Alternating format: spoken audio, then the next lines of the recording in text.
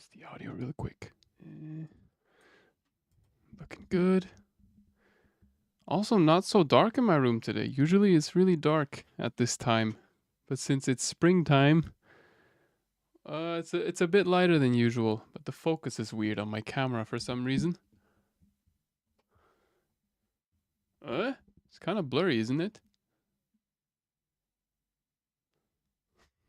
What? Yeah, I need a new freaking camera. This one is ass. Excuse my profanity. Hey Kevin, hey Unique, what's up? I just have to quickly refocus my camera. For some reason it's not going into focus so well. But it looks okay now. Welcome to the live stream. Uh-huh. What? Let's quickly get things set up. Happy Easter, by the way. You know what, guys? Let's just dive right into Ableton Live here. Not going to do too much of a long intro. I just wanted to test out this new plugin today called Beam by Lunacy Audio. I haven't really tested it myself. I've only played with it like 15-20 minutes. What's up, Lemma? Hi. So we're just going to delete a couple tracks. Create a couple audio tracks maybe. And this session is called 31st of March 24, so I can access it later. What we're going to do is start off with a simple pad, perhaps even a sample, something like this. I don't know, what is this? Perfect. Loop it up. And chuck on the beam. Where do I have it? I have it in sound design. Yeah, it's really good on pads. That's what I figured out in the short time span I've used it, but it's really strange. Like, I haven't really grasped behind the concept of this. So this is the default preset, yeah? Let's crank up the volume on this sample here. So there seems to be some kind of LFO action going on. What's up, Aurelian? I think that's coming from the grains, yeah? From the grains module. Yeah. So this is the signal being split into two paths. One's going into a reverb, one's going into this grains thing. Grains is on 100% mix, and the reverb on 50%. So that's kind of the basics of what's going on here. And you can add these nodes. You only get 3 nodes, which is reverb, space, grains, and filter. You can also add new signal pathways by clicking and dragging them yourself. That's what I figured out. And then you get your signal running through dry. Here, so besides the space that we have running and the grains module, which is causing the LFO effect, you get the signal coming in clean. So the reverb, we could just chuck it into 100%. It's interesting. You can change the rate of the LFO on the grains. What's up, Wuzulu? Everything alrighty. So far, so good, man. Hope you're doing well as well. And I assume we can also randomize the grains. So if we crank up this guy over here, you see it starts becoming very grainy.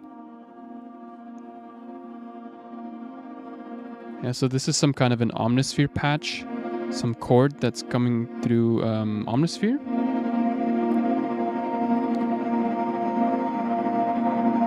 So this is before, after. There's a bit of movement. What happens if we click the grains module, pitch it up 7 halftone steps, which is a perfect 5th? Ah, okay, sounds very, very interesting.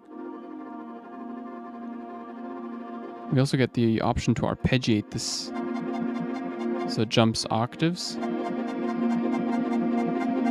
So instead of 7 halftone steps, it would then jump 19 halftone steps, yeah?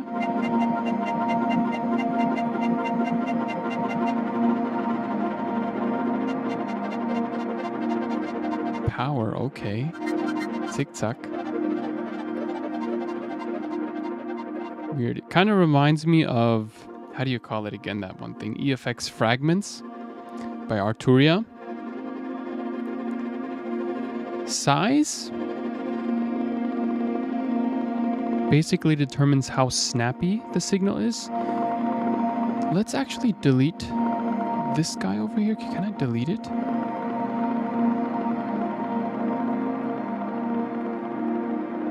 Oh no, now I just created a new one. I think I have to click it and then delete it.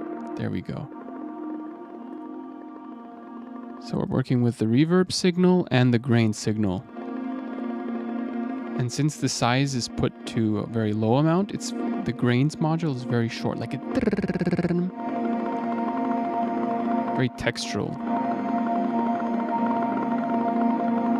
But if we crank it up, this is where the textural stuff comes in. Got some new comments in the chat. Yo, my G's. What's that new thing you want me to put my money into? No, I'm just reviewing it for you today. I just purchased it myself because you know me. Once I see something that looks somewhat interesting, I just grab it right away. For the sake of reviewing it also on the channel, I'm just really nerd about these kinds of plugins. And I like the modular workflow of this. I like the fact that you can patch things up. It's very flashy. I'm gonna be honest, it's very, very like graphically overloaded. I usually don't like stuff that is this modern and wow, like minimal is good, you know? This feels like you're playing a video game inside Ableton Live. It looks good, I'm not saying it looks bad. But it's, I don't know, I kind of like it when it looks vintage, old school. But yeah, let's click on the grains module again. Right now the size is set to low, but we can also randomize the amount.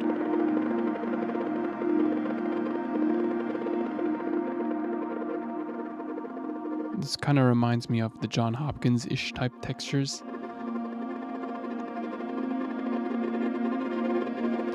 You also get these two modulators down here, two LFOs, and by default one is smooth and the other one is steppy. Let's put a filter after the space because I feel like it's pretty loud, the pad sound.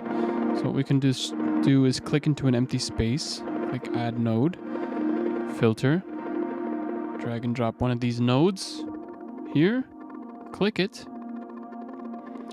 and usually we should get a mix. Ah, okay, no, this one doesn't have mix, this one is cut off. So you see how we're running two signals in parallel? The more I filter this one down, the more you hear the grains. Sound really weird. Perhaps we can quiet the grains a bit. So we want the reverb being filtered down, right?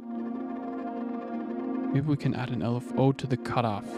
So the reverb signal is basically like, wow. You hear that? Maybe less noticeable though. So let's click on LFO1, smooth it a bit. Let's change the rate lower. Decrease the depth. For pads, we just want slow and gradual movement, yeah? Barely noticeable, but noticeable over a longer period of time. So grains. After the grains, let's add some kind of a new node. So we got spray, reverse. Different shapes. Really weird stuff here.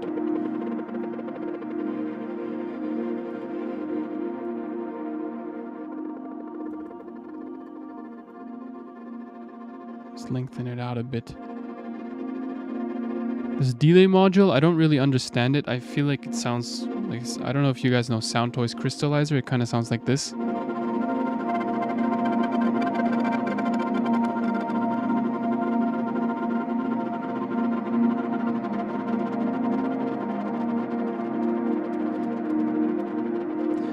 I believe it's a great plugin to add a bit of texture to your sounds. and movement. But we already have plenty of these types of plugins. It's interesting. Like I am gonna be honest, I feel like this is the one that stands out in terms of its interface and the modular capabilities thing, the ability to just route things differently. What's up, Nikolai? My neighbor's cat name is also Nikolai. So we could then, what else can we do? Maybe we could run the grains through another thingy. Another space. So can we solo this somehow?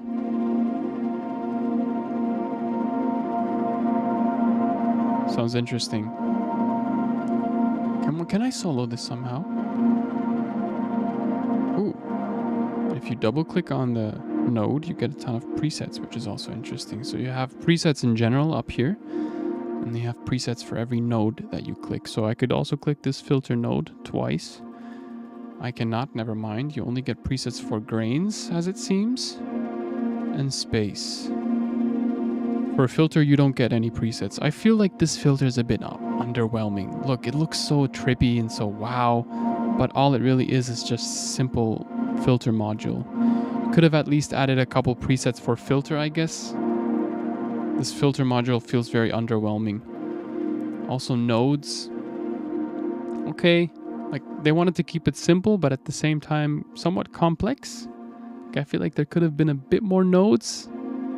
Maybe a delay node, or at least more presets for the filter node. Yo, Hamburg dude, hope everything is going well. How's your mom? How are you? Thanks for asking, man. Yeah, my mom's, she's definitely still recovering from the stroke that she had. We're not going to get too in depth into today's live stream because I want to keep the main focus the music, because my mind is already very involved around the whole situation. But I'm hoping and praying for the best. On Tuesday, she's going to be going to rehab. And she's going to be there for a while. And yeah, let's see what the doctors say. Let's see how everything turns out. But of course, you know, life has very much changed for me. I don't have that much time for music anymore. But it's okay. But when I do sit down and make music, I really enjoy it. I just completely space out.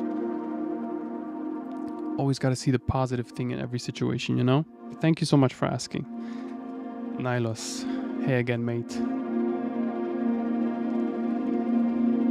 Okay, so now the grains are running in through this reverb and it just sounds awesome. So before, after. I feel like the main signal is a bit drenched out in reverb and there's a bit of like this movement textural stuff. It's not something that's necessarily sounds completely different, but it sounds a bit more textural. Like I would say 5% improvement. What happens if we add another node? Can I connect it here somewhere? No, I can't. Okay, I can only connect it to where it also displays one of these connection spots. But I could take this signal, for example, after the reverb. I could either put it here or after the filter. What happens if I put it, what the frick? So after the reverb, we get the ability to process the signal again, okay? But I don't want that. Let's do some more with the grains. I feel like you can do a lot with the grains. So let's let's split the grain signal, put it here. So now we're getting reverberated grains, but we're also getting those grains directly as a dry signal. You get the point?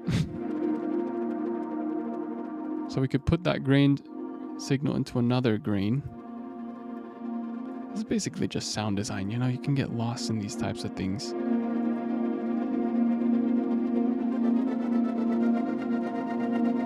So that perfect fifth, which is 7 half-tone steps, we're basically putting it into another grains module, which is pitching it up another octave, which is 12 half-tone steps here.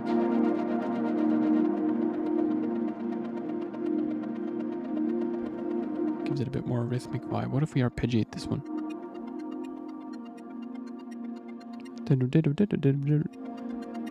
Let's add another node. Space it out. Let's reverb it. This one sounds too reverbish. So we can click the convolution. These are convolution reverbs. And I believe you can also create your own, which is why there's a user folder.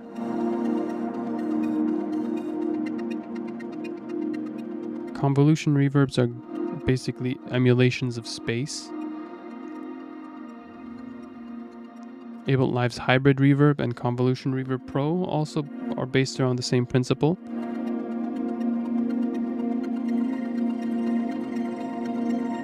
What's weird is that these spaces, some of them sound really grainy and delay-ish themselves.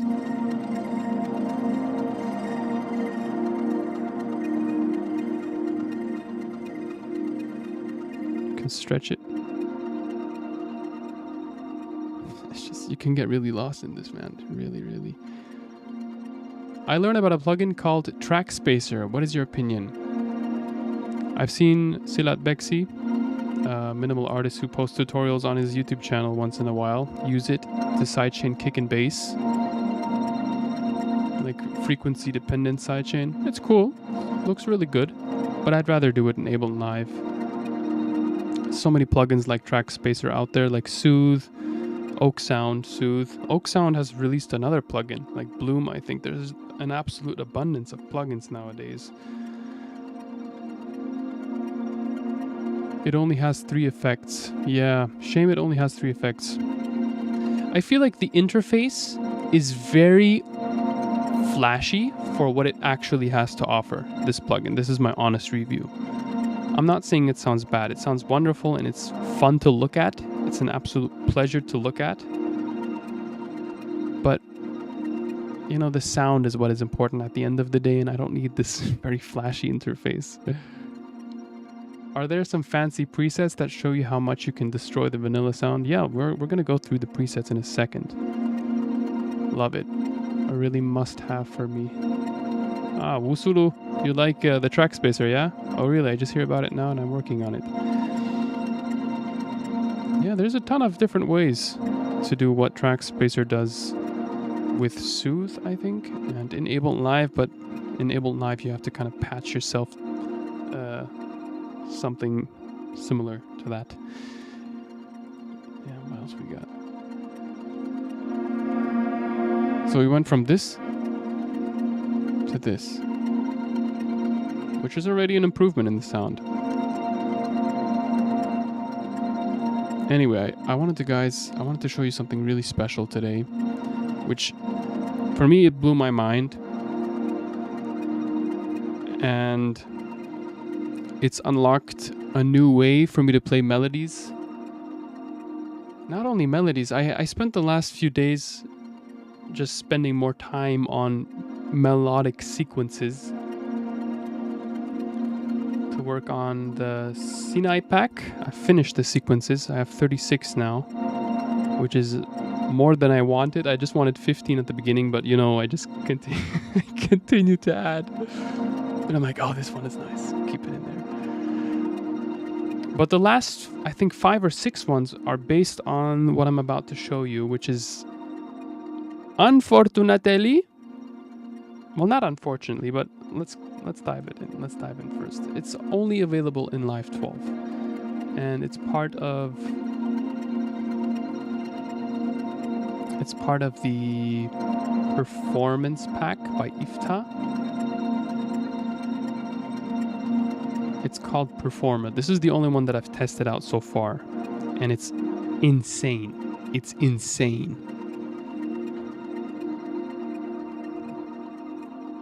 So by default, it puts it onto an audio track. I don't think it really matters where you put it. It matters where you route it into. And in this case, I'm going to route it into Diva.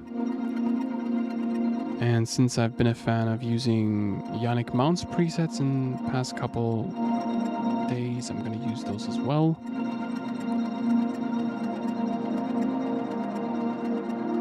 Let's use this one. Or maybe this one. So what we're going to do is put the performer track above the diva. I'm going to call this one Melody. You see this pad is an A sharp minor, so we're going to set the global key to A sharp minor as well. Now we're going to dive into the performer. I'm going to open this editor over here. And what this performer is basically intended, like its intended use is to basically create your MIDI controller here. There's a couple presets for the performer that are not being displayed. Yeah, anyway, you can emulate your MIDI controller here by basically just putting it together yourself with different faders, control knobs. I just need one fader for now, or one knob, doesn't really matter. Edit, put it into the middle here. Let's rename this one. So Melody Gen. Now what we're going to do is go into routing. MIDI is important, only the MIDI tab over here. Put it into Melody, which is our diva track below. Track input. Close the routing. Macro editor. Here's where it gets really interesting, and I believe this is the only way to do it so far, but I'll elaborate on this in a second. We got some more comments here. Apart from the cool UI, in my experience with it, I don't see any substantial departure from Portal, Movement, or Shaperbox. Never mind that you can create all of this yourself in Ableton with Max for Live. Audio Muscle, thanks for the comment. I absolutely agree. Oh, we also got Isotonic Studios in the chat. Interesting. I like your website, guys. Cool Max for Life stuff for sure. Wusulu says, TV in general making space for any element or part of some element in another, and the simple interface is just OP. Before I did it with an EQ8 automation. Yeah, for me personally, I don't really like having all these flashy plugins. I just wanted to test it out. So maybe this, me purchasing it, helps you to either make a choice whether or not to purchase or not. Yeah. So again, back to this guy here. We're going to click map, or on this first little module where it says map, and change it to note. The range, since we are in the key of A sharp, we're going to change the root note to A sharp. Let's say 3. We could also change it to A sharp 2, which would be an octave below, but since we're going for a melody, we want to keep it in the higher range, which is why I said A sharp 3 and A sharp 4. And let's put the melody into track input mode so it receives MIDI here. And now if we move the fader, this guy sends MIDI information as notes to our melody channel. So now we can basically control the melody using this fader. But that's not it. Let's close the macro editor for now, or generally close this panel. Let's go into the melody channel where the diva is loaded, and we could either scale lock the pitch MIDI effect that I have loaded by default here, so it's locked to the scale, or what we can do is go into MIDI effects and where is it? Put the scale device here, which basically does the same. You could either scale lock it, which automatically scale locks it here as you can see, or we can set the scale here by default, which is A sharp, in our case minor, so minor. Yeah. Now every melody or MIDI note that comes out of here is going to be locked to the scale of A sharp minor. When we open up the macro editor, we can also set a different curve, but more importantly, we can change the mode to sample and hold, which allows you to play steps basically. Look, so before it would sound like this. There isn't any inherent structure to the melody. But if we sample and hold it, it's going to lock it to, in this case, notes, 16th notes. Or we could change it to hertz, which will output the sample and hold to 1 hertz. It's not audible here. Put it back to notes.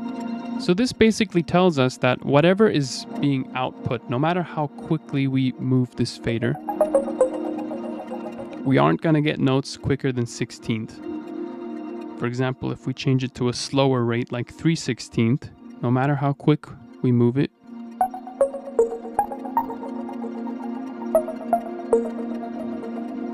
see?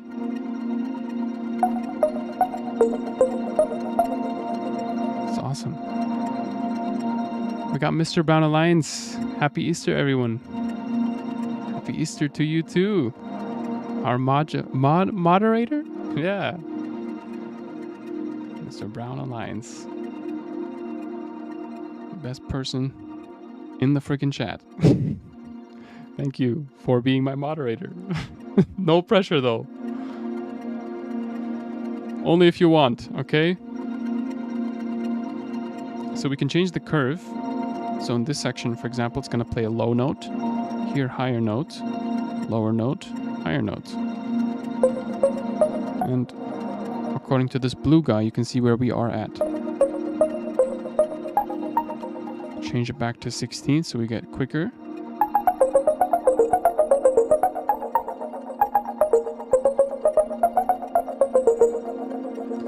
Like, I feel like you could, of course, draw in your own melody. You know, but it's fun to do it this way.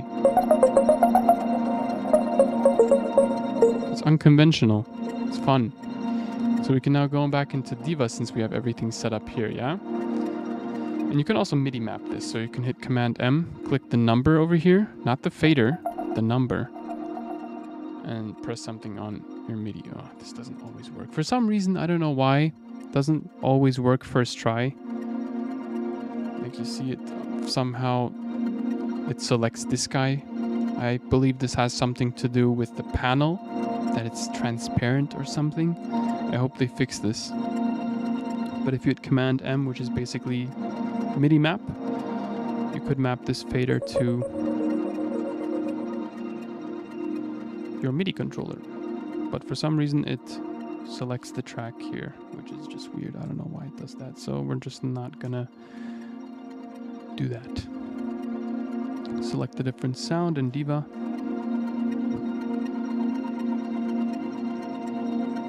And go back into the performer.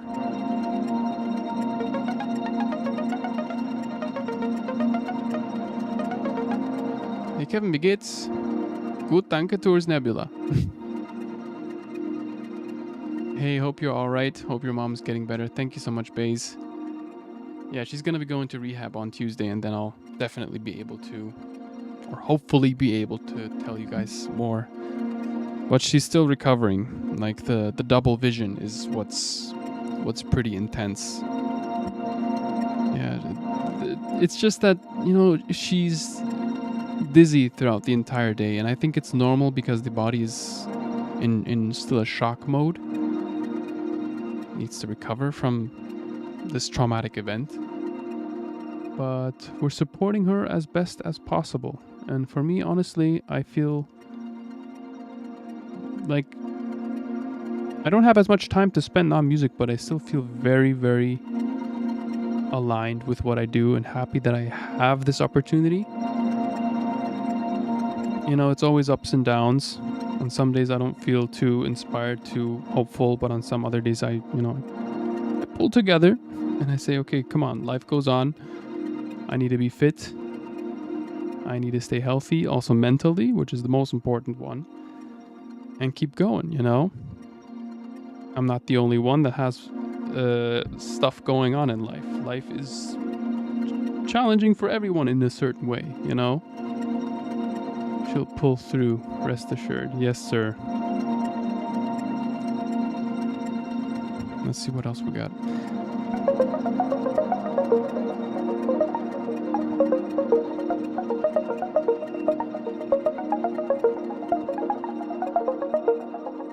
It's fun. Really fun to mess around. I'm just kind of mad that I can't map this to my fader. Perhaps you guys know how to bypass that?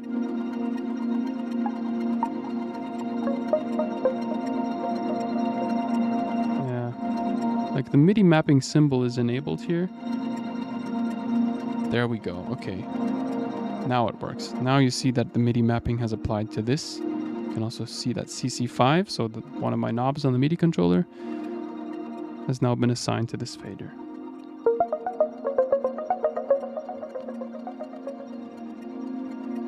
So we could go back into the macro editor, change the velocity maybe. Slew basically adds a bit of a delay. So whenever you let go of your MIDI knob, it still plays. So I'm just moving it like for a millisecond, but it still keeps going on for 1.26 seconds. I don't know, I haven't really used it. I like it when it's in real time. Could also change it to eighth notes, which I believe is more ambient. But it doesn't end there. Remember this one video that I created for the Kritos timing sensitive MIDI looper? This works very well with this case as well. You can put the timing sensitive MIDI looper, which is basically a looper for MIDI, after the scale device, play a sequence, and it loops the MIDI. The same way you would loop audio with Ableton Live's audio looper, you can loop it with MIDI here. You can also quantize it. Or not. And now you can play, since overdub is on, you can now also overdub or play notes on top. We could clear that sequence.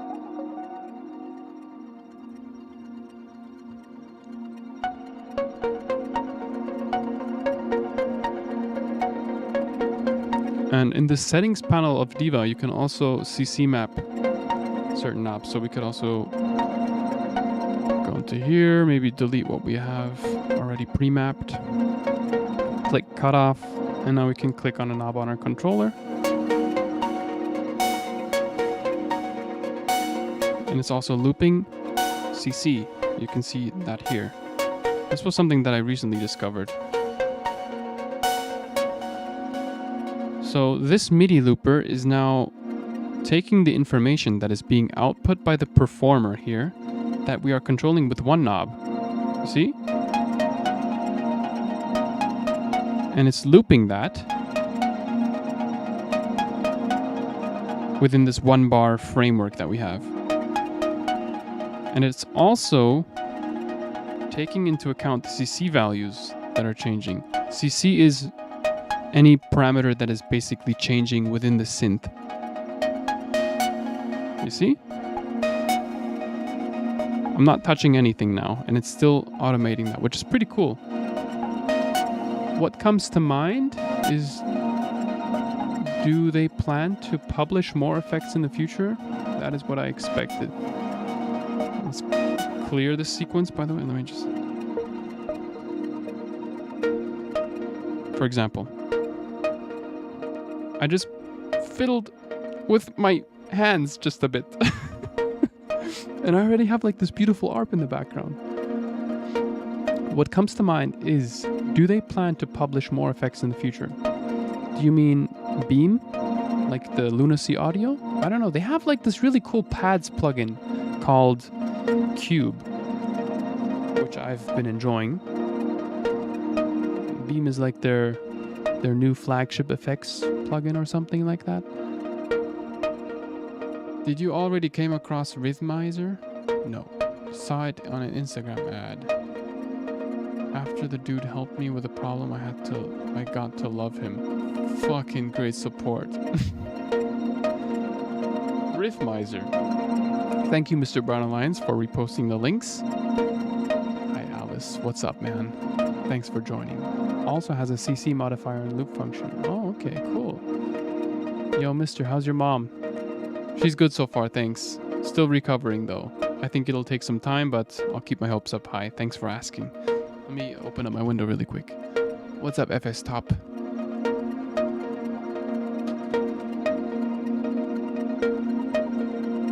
By the way, guys, do you see in the background this? The little lotus flower there? It's like a smell. How do you call it? Crystal.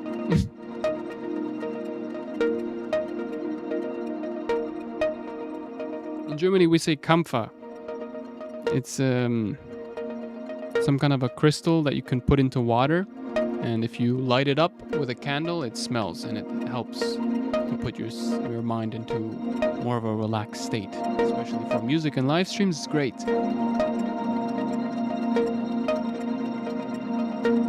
And I like it. I like that it has a lotus flower on it. Look it up sometime, you'll like it. Okay. What's up, Waroxe? Waroxy? Yeah, today I'm taking it really slow and chill with the stream. Can we resample the MIDI somehow? So we have to take the melody from this track, post effects, record arm, and record it. It's just 2 notes. Simple.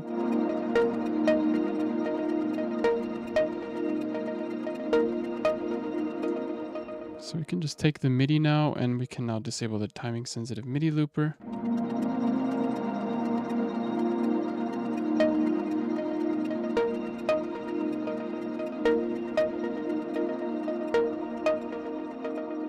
And it still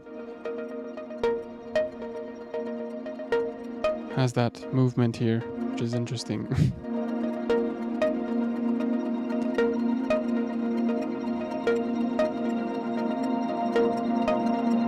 Yeah, so to sum it up, I think Beam is overkill.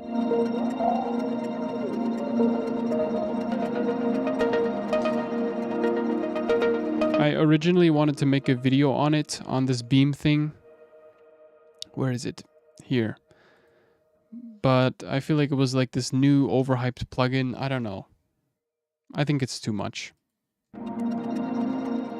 Too fiddly. But let's dive back into it. Let's load up another instance on the pluck that we have going on here. You know what? Let's put away this yak delay. Safari pedals. I highly recommend their stuff. They're really cool.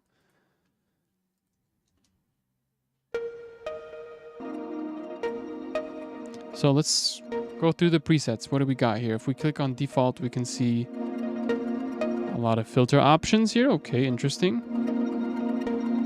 Ambient spaces.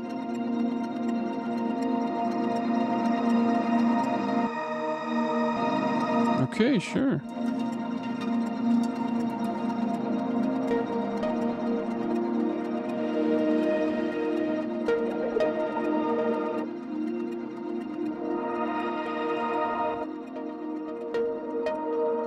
Like, we've heard all of this stuff before. It doesn't sound new to me. I'm just being honest here. Venus Theory worked on the pack as well. On these sounds, cool.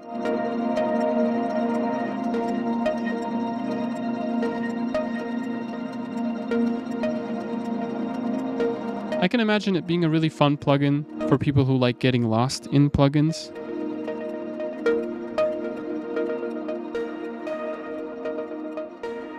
This one's cool.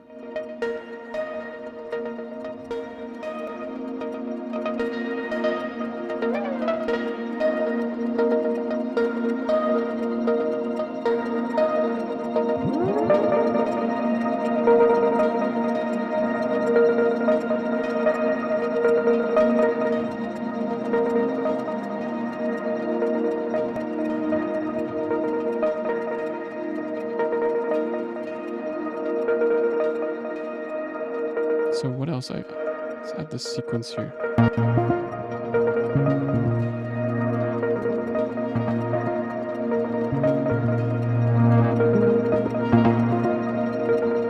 Oh, that's nice.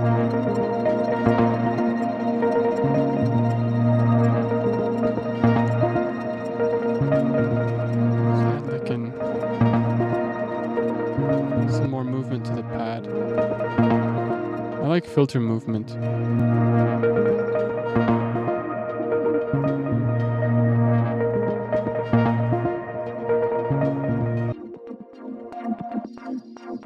Makes it groove more. If you're into organic house and housey genres, filter movement is great.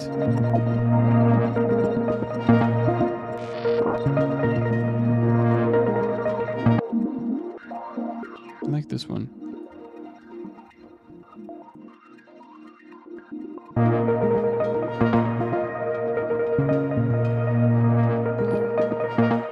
Got a new subscriber.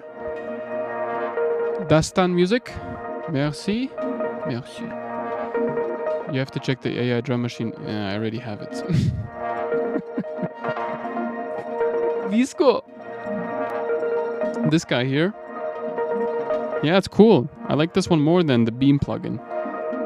And I am very appreciative about the fact that they basically have this plugin for free. Like the demo is just when you close the plugin and you open it back up, you just get this 5, 4, 3, 2, 1 window. So you get all the functionality of the plugin, which is fantastic for people who don't want to spend $100, I think, or yeah, something like that. Yeah, we'll use it in a second. I wanted to make a video on Visco, perhaps, because that is a bit more interesting. This Beam thing, okay, just for the sake of today's live stream, I wanted to test it. But I feel like there are simpler and less flashy ways to get a sound that is similar to what you're getting from this guy. You're just getting 2 LFOs, meh, okay. Just 3 nodes. I mean, the possibilities to dive deep into these individual ones is pretty great. But I don't know very much. Thank you for the subscriber, Rotmund. It's like WinRAR in plugin version. What? Oh, yeah, exactly. The 5, 4, 3, 2, 1 countdown. Okay, I feel like this is becoming very confusing melodically.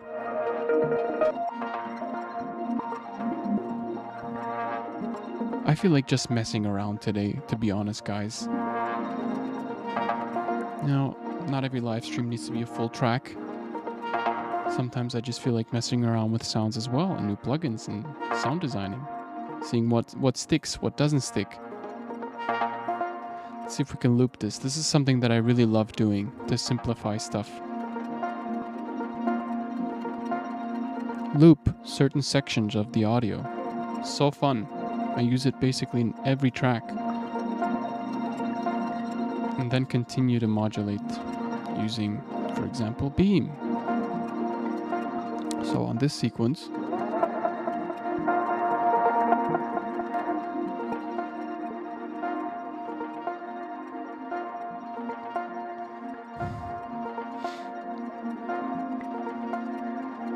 so this is basically just the mappings panel. Interesting. You can also generate a preset.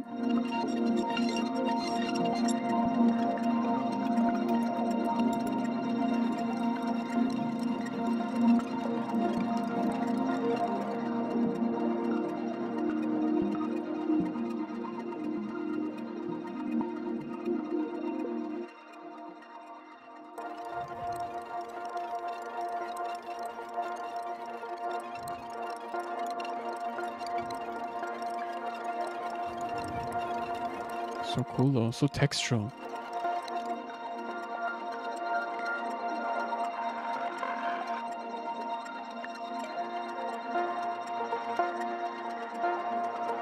I'm gonna close the window.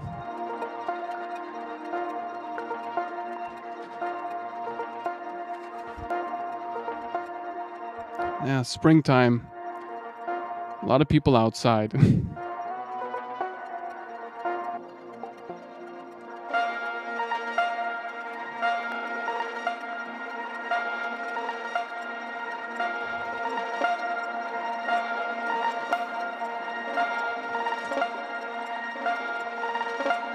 I'd say before you buy plugins like Beam, How about try messing around with Ableton Live and what it has to offer? Especially Ableton Live 12 is like, oh, you got so much stuff. This texture mode over here is like, look how beautiful it sounds already.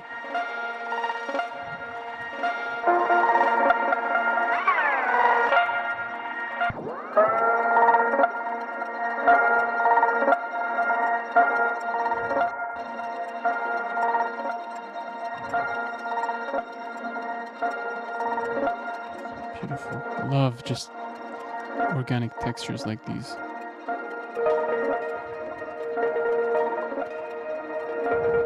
Let's delete that MIDI.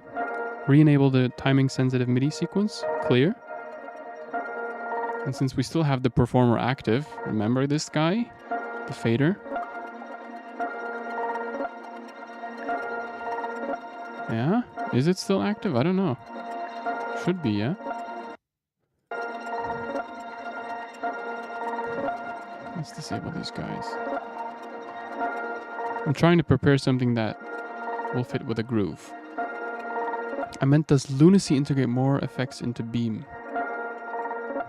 Lunacy integrate more effects? Probably. Let's see if there's going to be updates or free updates, or if they're going to do some kind of DLC package BS. Let's see. Ooh. That's beautiful.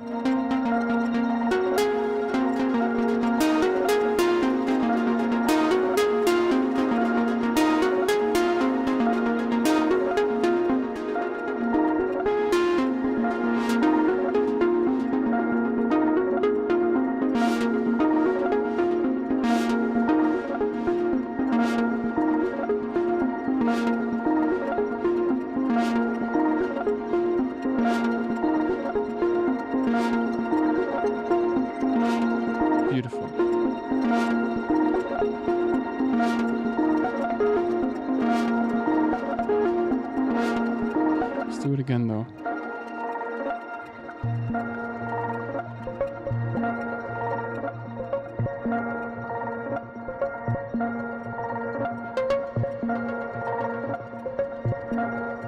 my God.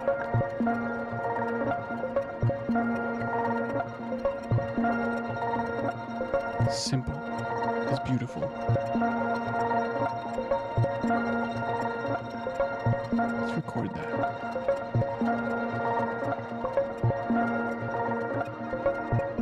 Progressive monster right there.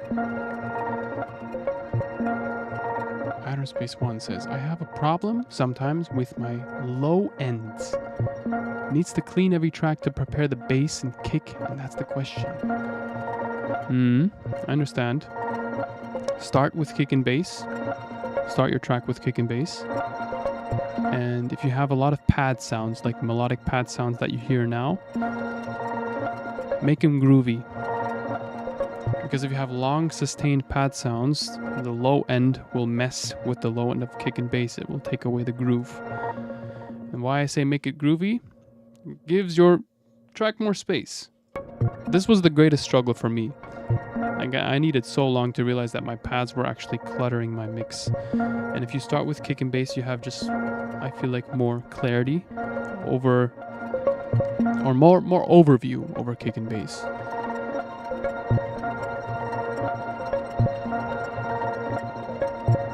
Sidechaining is really important for kick and bass, especially LFO tool.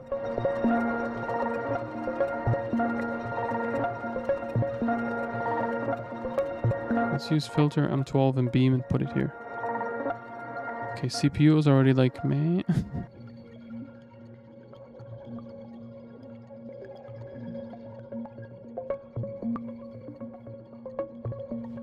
I like it.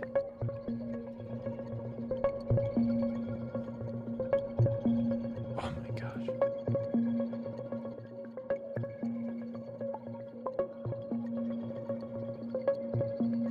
Beautiful. Let's duplicate. Freeze and flatten. Needs kick. Yeah, I know. Hi man, how's your mom? I wish you all the best. I'll say she's doing better. You know, a bit of dizziness still, but Tuesday is going to be rehab day. Not rehab day, her rehab is going to start as of Tuesday. For me, the most difficult thing I would say is to, you know, I love my mom so much, and seeing her in this altered state is very hard to deal with. I try to distract myself every now and then. For example, these live streams really help.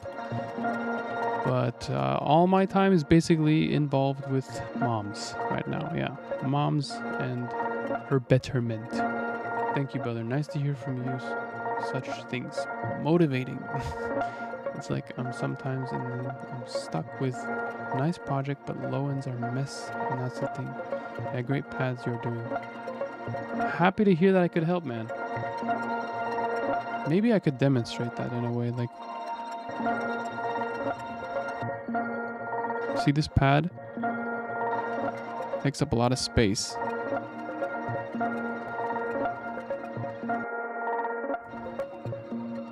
This one as well.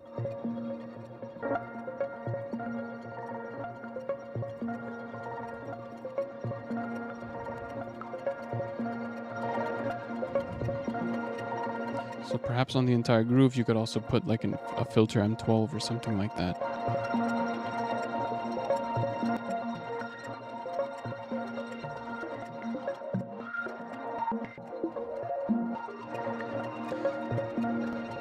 Oh man, sometimes I just love starting with pads. You know what I feel like doing?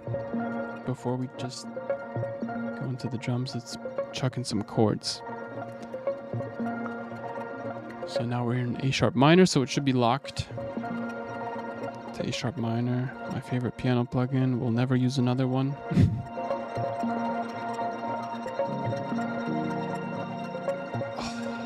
It's just when the chords come in, it goes into the soul, you know.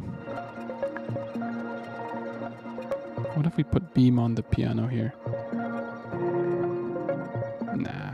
Let's, oops, disable it for now though.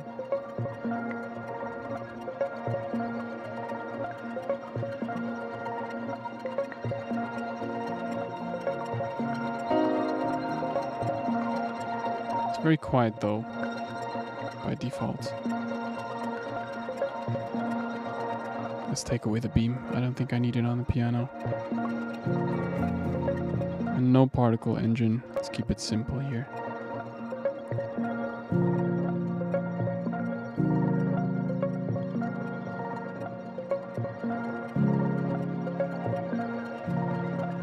So I got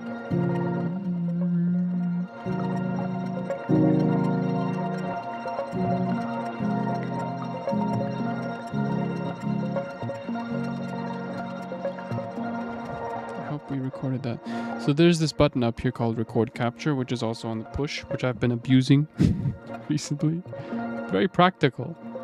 You can just capture MIDI, just jam without recording and then capture MIDI, it's there. And for me, this is what makes Ableton Live also stand out. So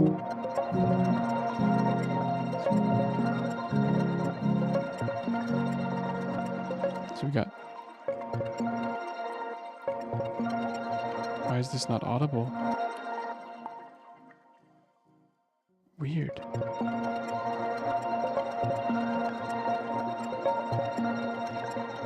Okay, that's weird. Why can't I hear the track here? Hmm?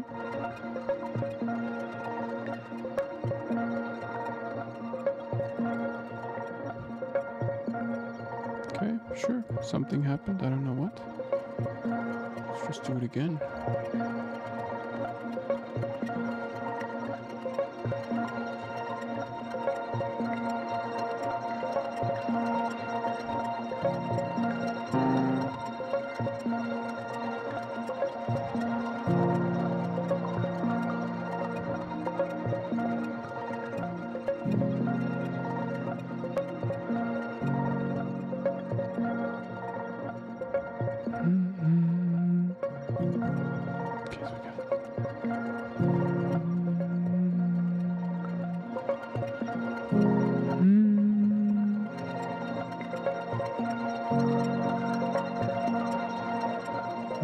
That's what we're gonna go with. Let's hit record this time. So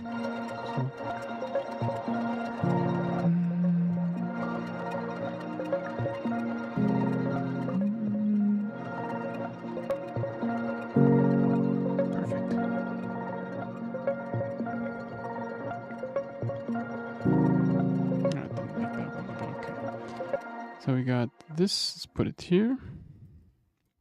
Command J to consolidate.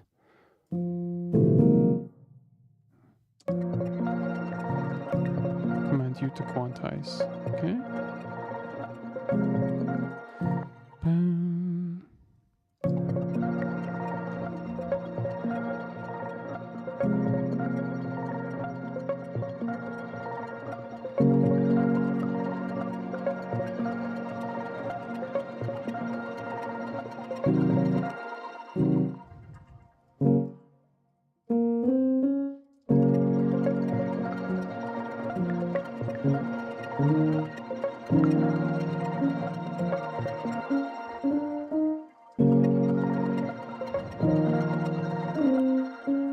So we got the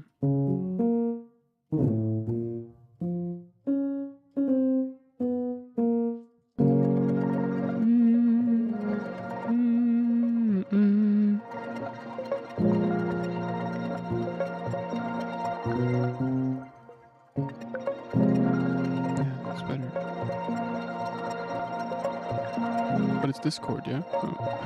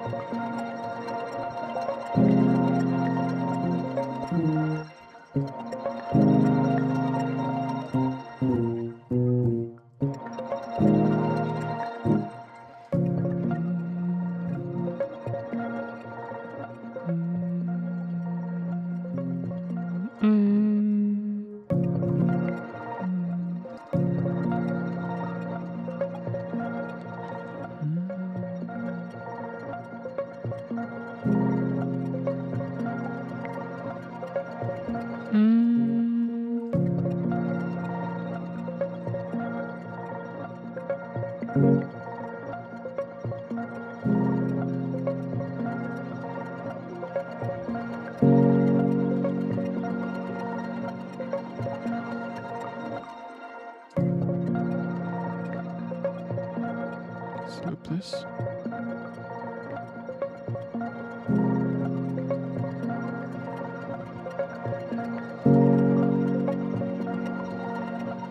Need some big angelic pad.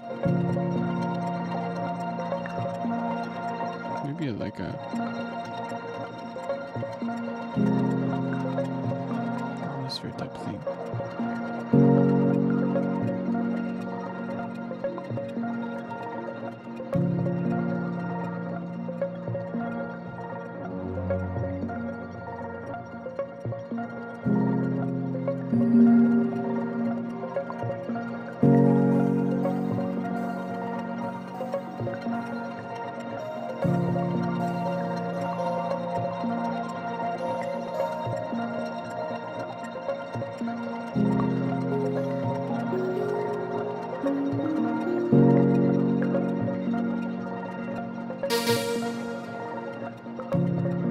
Texture's playable.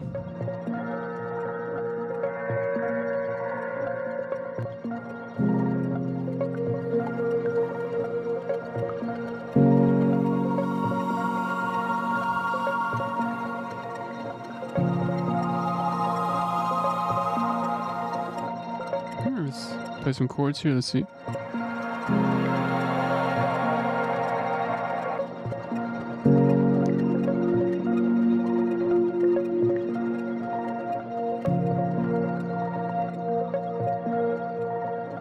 Turn on the metronome for this. Or you know what, before we turn on the metronome, let's put in a kick. I think it's going to be more enjoyable that way.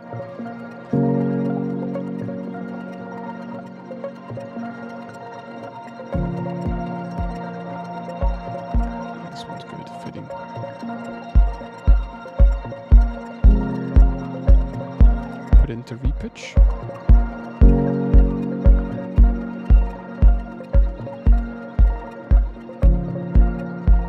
Some kind of a click going on at the very end. I don't know if that's coming from the beam or from my audio that I've resampled. Yeah, it's from this guy here.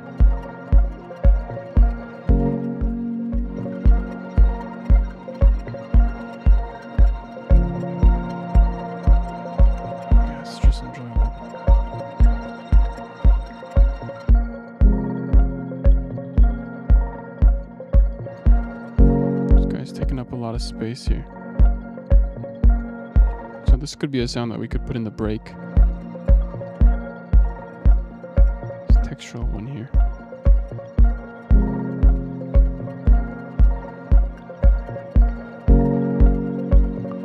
Let's put a compressor onto the group here. So we're just sidechaining that to the kick. Let's duplicate this track, put it into sends only, so we have a sidechain kick. Pads, give them all one color. Sidechain input from sidechain kick.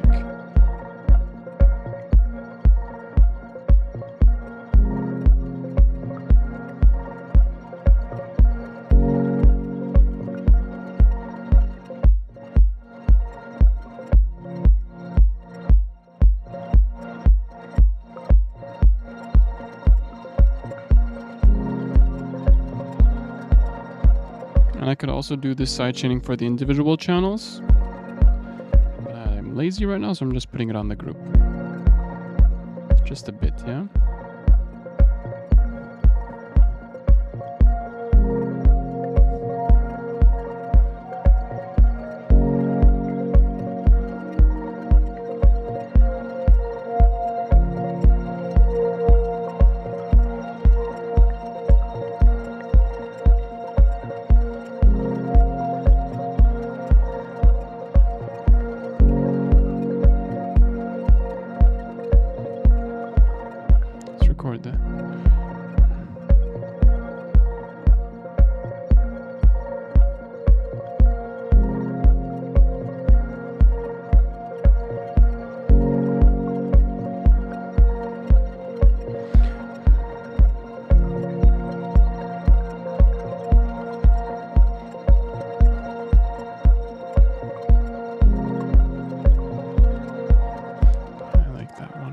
This was good, the first little section.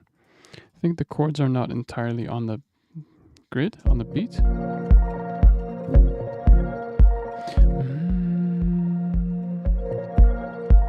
Let's copy paste octave above.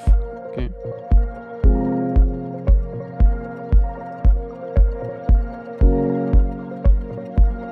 Let's actually not do that.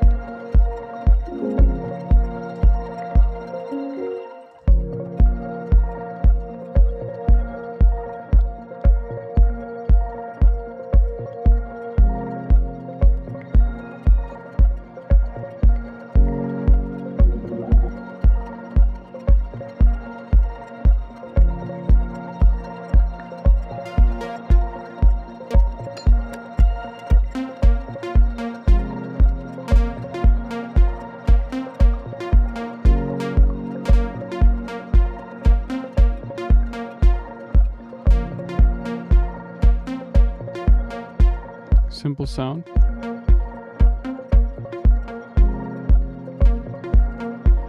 I like that it's a bit off-grid.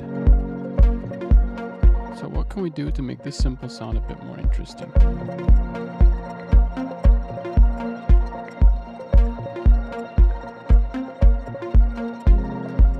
Let's create a return channel here. Let's minimize what we have going on. So we just create delay. Echo Boy Jr., put it here. 100% dry wet since it's return. Dotted eighth note, high feedback, ping pong.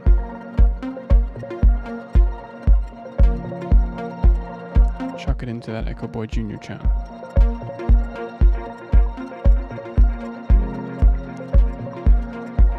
Let's consolidate this clip. Quantize it a bit.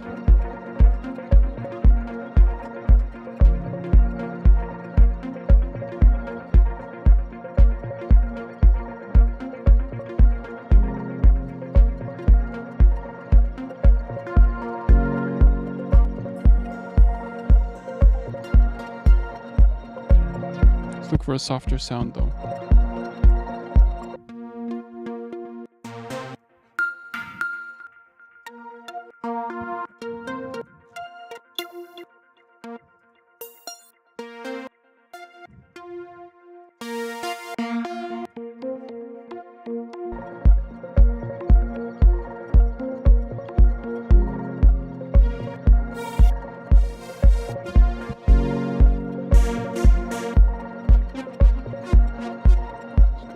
Again, I don't know. Omnisphere for plucks. I don't really like using it for plucks. I'm looking for an analog sound, so let's just go into Diva here.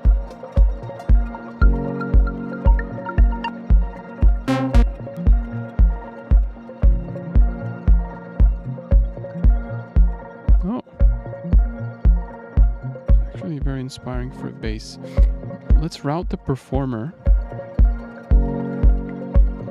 going on before into track 13, so we can create a bass line using that fader thingy. I'm gonna low pass it I mean. Lower sustain bass line we have, and we're gonna put this into, let's go into routing, MIDI 2. This is track 13 Diva, yeah? Track input. Put this to input mode, and now we should be able to play it.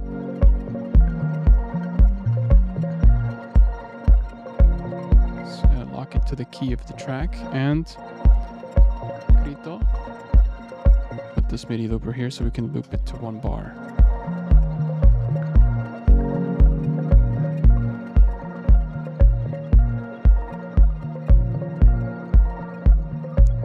Okay, interesting, but not what I'm looking for entirely. Let's clear the sequence.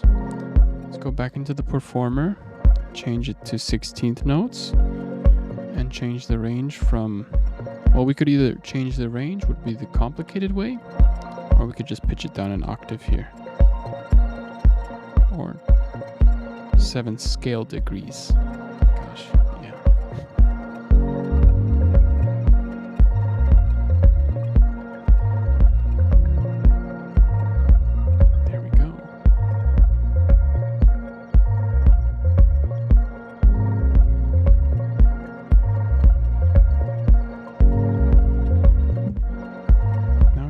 Resampling channel, audio track. Take the audio from track 13, resample the audio. Since it's a 1 bar sequence, we only really need a bar.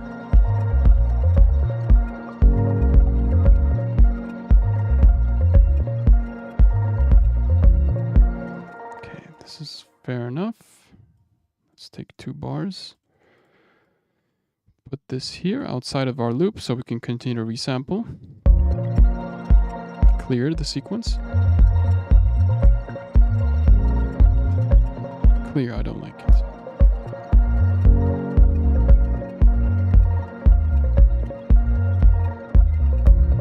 Clear, I don't like it. Start high, maybe go low. So what I'm basically doing now, guys, is just automating this fader here. Close down the panel so it looks simple. I've mapped this fader to a knob on my MIDI controller, and I'm controlling basically notes that are being output by this performer device, which is outputting note values. See, we've set it to note here. It's outputting note values. Here's the note range. And this channel, channel 13, is receiving the MIDI. I have this Max for Live device called Krito's Timing Sensitive MIDI Looper, which is free, by the way. It's really fantastic, which allows you to loop MIDI, which is great for creating sequences and quick ideas.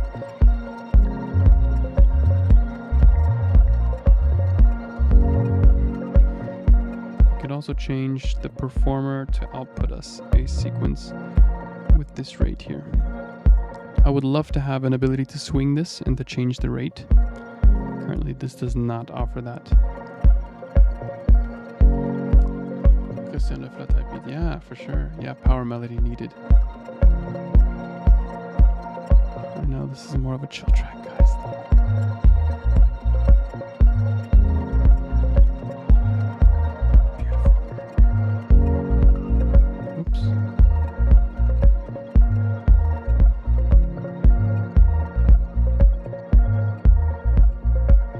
there's baseline number 2, yeah.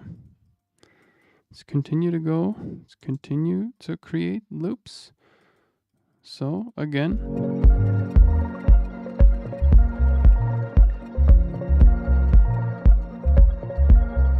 Clear.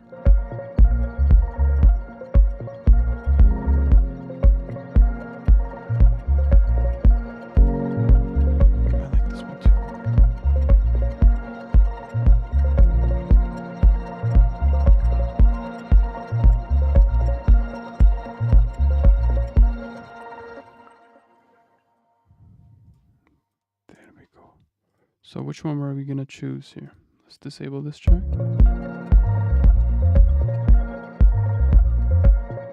This one's a bit active. This one's more chill here, yeah?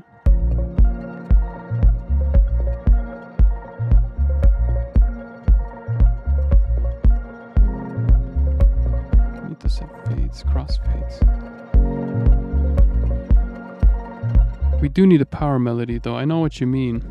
Like a melody that really hooks us. Doesn't necessarily need to be a synth, it could also be some kind of flute, vocal.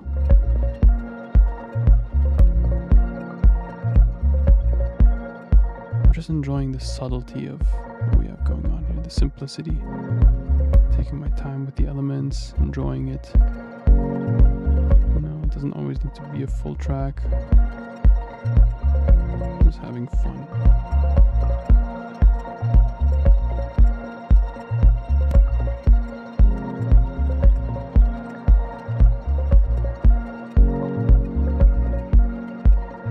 So making these yellowish so we know that those are the different ones. I'm gonna copy the compressor that we have on the pads channel, put it onto bass.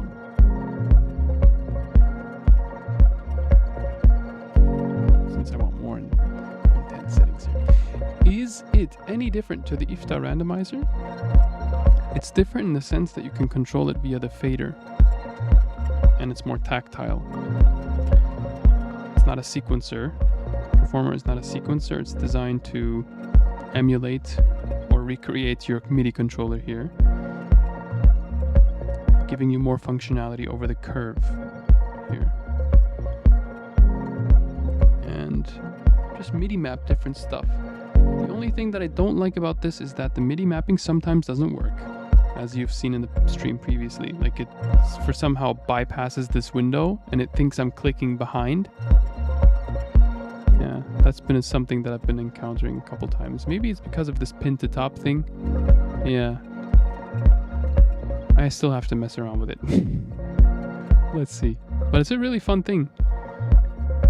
Sting is more like an acid bassline generator, which I have showed like 1 million times on my YouTube channel.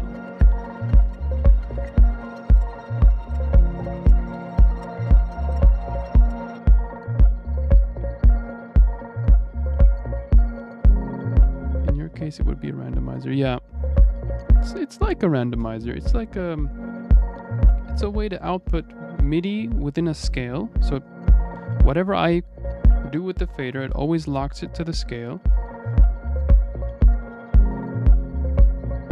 And from that scale locked sequence, I can then choose my favorite bits. Yeah, it's called Performer because it's actually supposed to, yeah, be used for performances.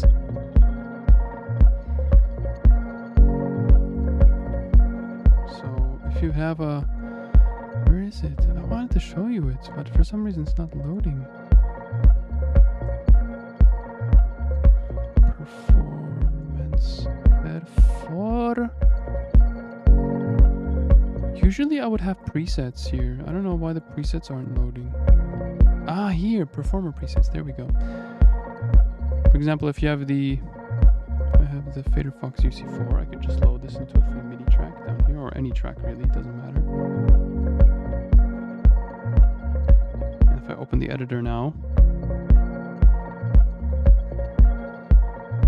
it looks exactly like the UC4 controller of the Fader Fox, which is this guy over here. One sec.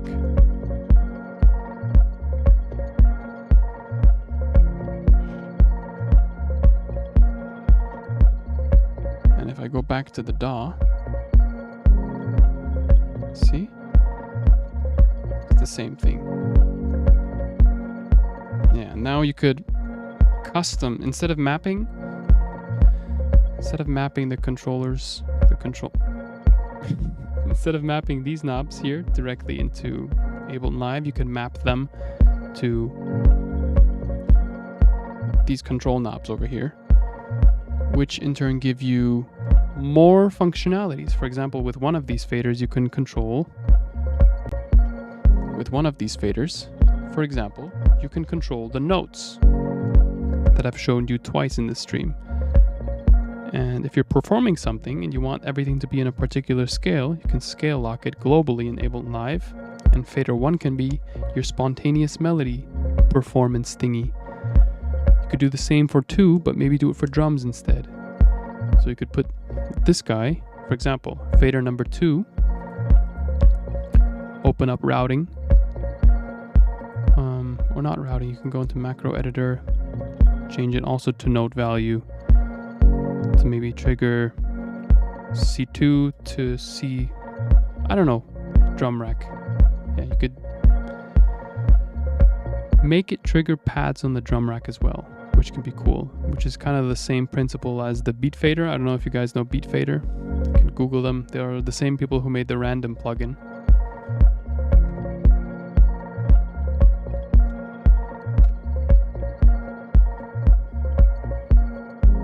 I'm just enjoying the sequence right here. Welcome, Strange Malcolm. Can you map things from different channels?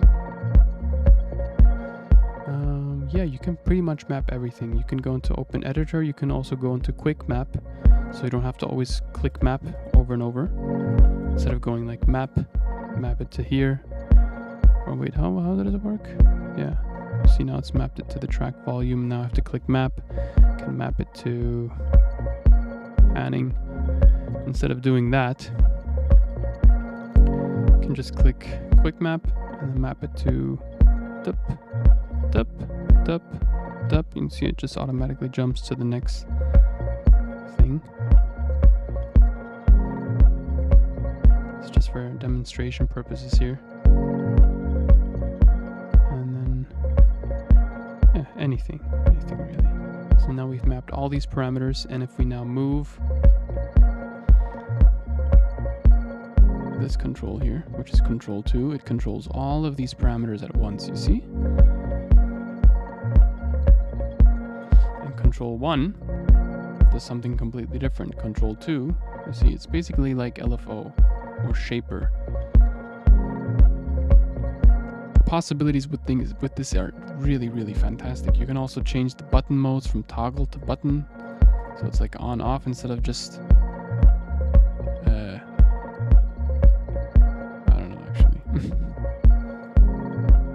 yeah, like this is a button, you see? It's pretty cool. Yeah, let's undo all that. Alright, so let's go for the drums.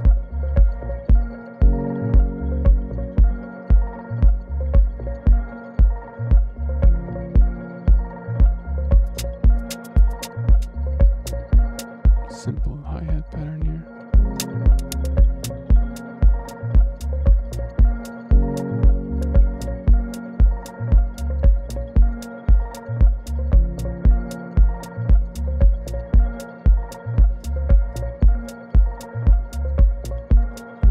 Okay, that's cool. So you just get everything in one box and can map your physical thing to it. Yeah, exactly.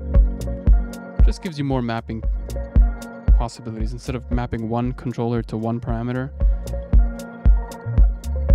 you get to map it to the performer, get control over the curve, and get to output note values. I think this note value thing is just amazing.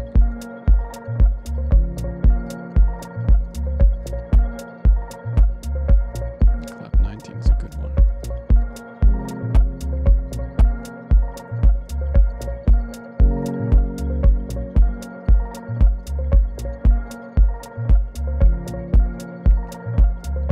Just out of curiosity, what would happen if we change every single melody or audio track here down? So let's move the chords, since we're just one audio. Let's pitch it down by 1, 2, 3 semitones. Oh, I love it. You guys have no idea how much I love just changing the pitch. But it's a completely different key now though, yeah? A sharp, 3 half tone steps down. So we got C, D, E, F, G, A sharp. 1, 2, 3 is C, D, E, F, G, C, D, E, F, G. We're now in G minor. Change the global scale. Let's see if we can lock these. I'll go 1, 2, 3. Feels more clubby now.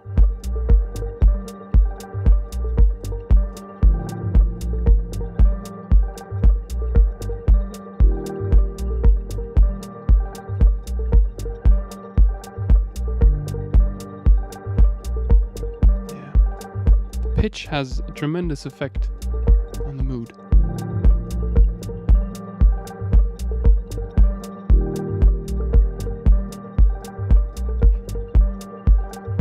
I think this has something to do with resonant frequencies. You guys know those meditation channels who always put like the hertz, 444 hertz. Deep meditation. I think it also has something to do with the resonant frequency of our organs, or I don't know. Some frequencies just tend to cause a particular effect. Some are more enriching, invigorating. Some are more relaxing. I feel like this one automatically put me into more of like, oh, this is like a cool, chill, clubby type track.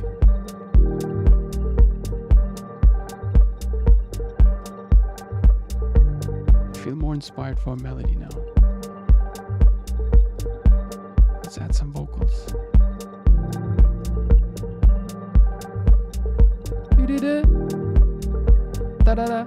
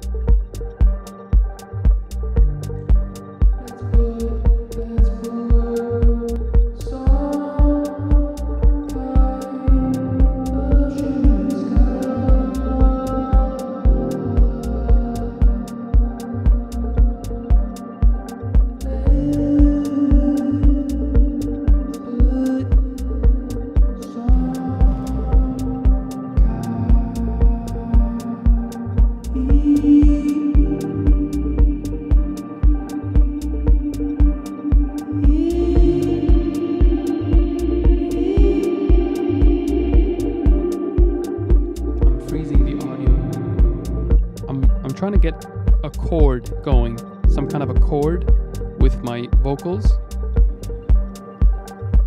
by freezing the audio here.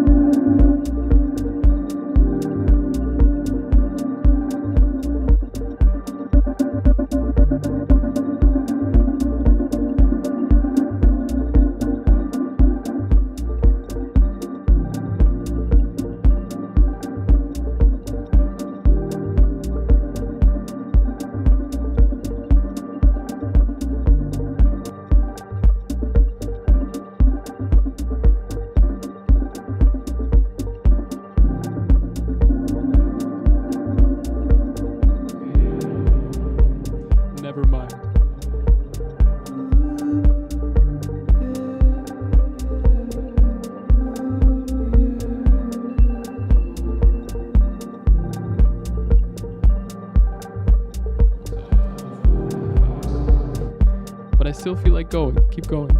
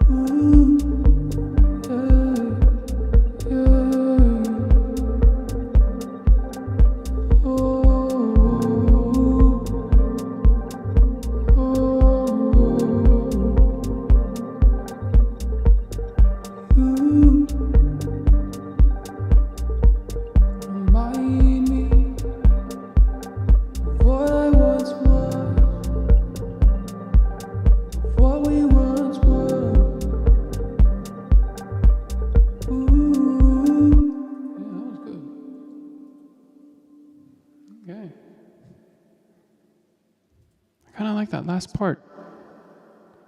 Remind me of what I once was, of what we once were.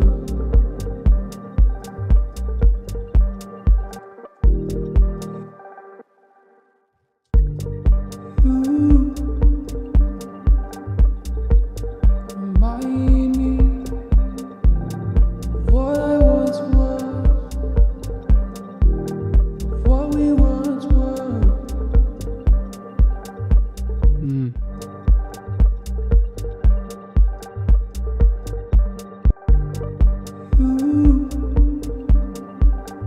Listen to the delay.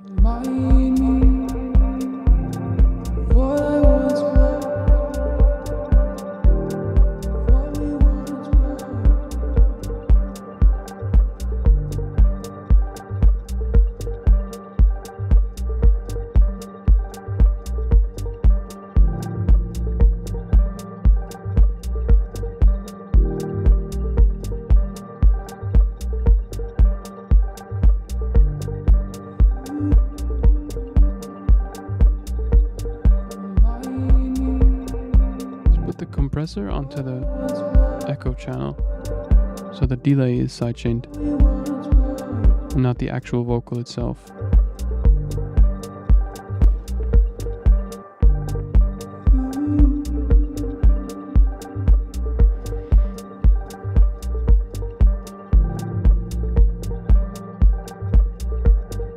Put more feedback on it though.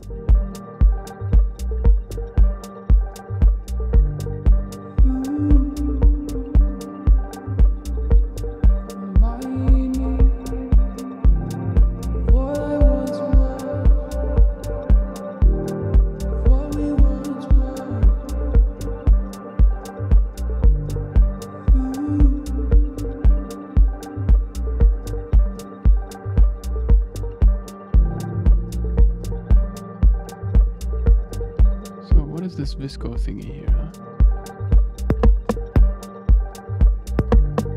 It seems to be already playing sequences on its own. 30 seconds? Okay, looks like I'm gonna have to buy this thing.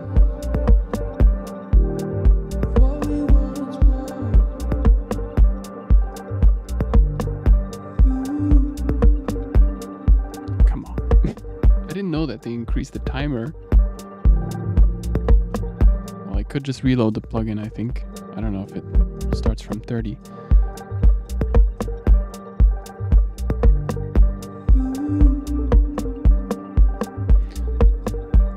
So I'm gonna do a separate review on this particular plugin because I feel like it's really, really in depth.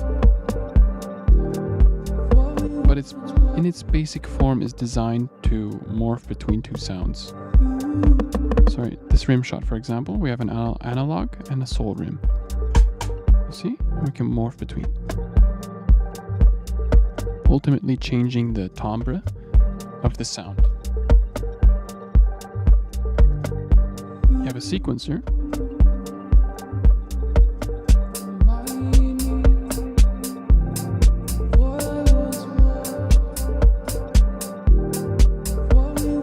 It's receiving MIDI from the melody channel, which is why it's triggering the rim. Triggering.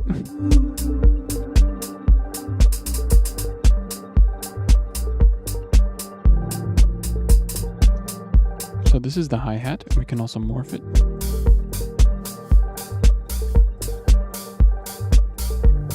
We can also modulate this movement here. So if we go into modulate, we can then, for example, the hi-hat. Let's say we want to use LFO1 to modulate the frequency position here. How would we do that? Target, track number 2, frequency, amount, source, LFO1.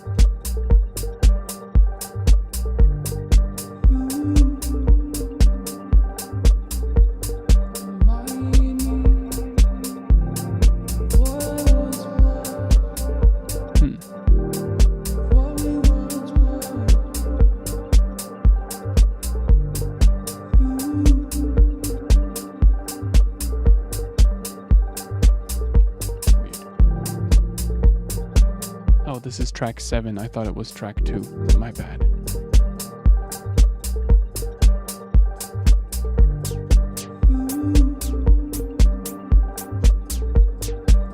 that sounds a bit too much. Let's maybe instead of LFO1 use envelope 1.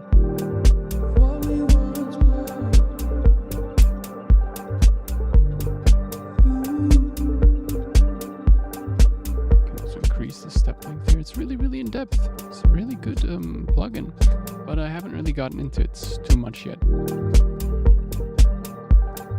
Far cooler than Beam. You can load samples in here, so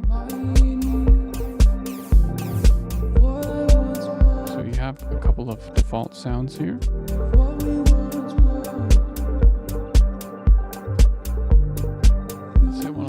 Shot, some kind of a different hat of mine into panel number 2. So let's put it here to panel number 2.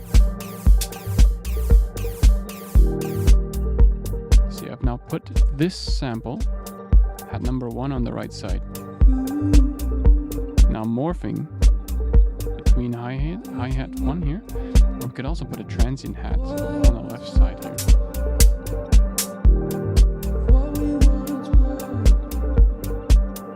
Drag it in here, okay? We could also add another LFO at a very slow rate. 2. Track number 7. So it gradually also changes the tonal character of the sound. So it really is the same.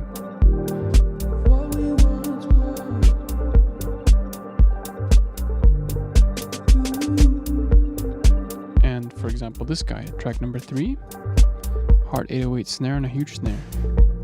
So instead of the huge snare, let's put a clap.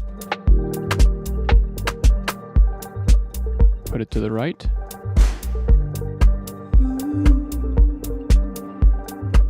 And keep in mind that the sound you are hearing now, it's not the actual sample itself, it's a resynthesized version of the sound. Oh my gosh, I missed some comments. Hey Kevin Phillips. Hey Danny, what's up Danny? How's your mom?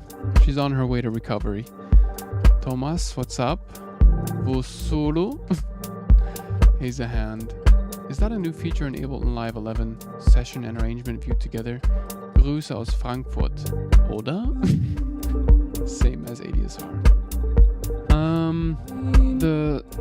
This thing is Ableton Live 12 new feature. The panel that you see down here. Option Command 3. You get all these panels you can open up at the same time. MIDI editing panel, audio editing panel, but I don't like it, so I just blend it out. And I keep this panel down here, but I don't feel like it's a massive improvement to my workflow, to be honest. So yeah, what you're hearing now is re-synthesized version of the clap that you heard here. It's not exactly the same, but it's similar.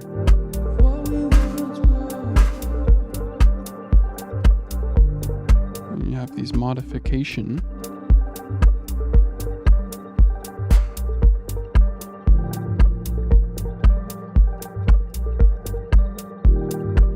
And as far as I know, you can also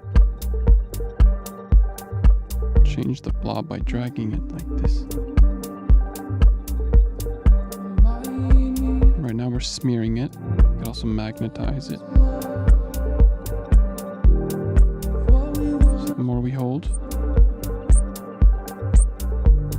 the more weird it becomes. Now it looks like a weenus. We have a weenus.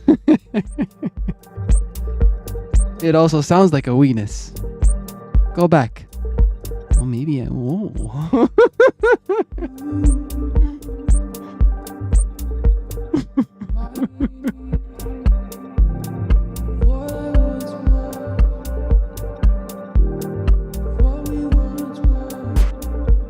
So contrast seems to be the white noise amount, like how much white noise it includes.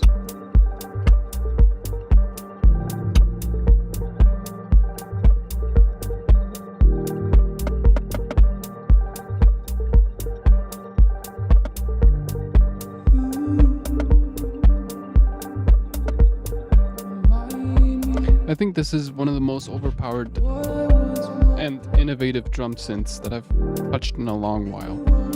Really, really good. Like, using this type of plugin is like, whoa, what the frick?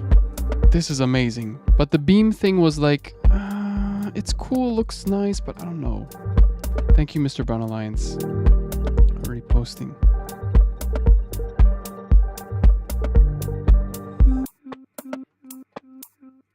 So I've created an entirely unique top loop from this thing here.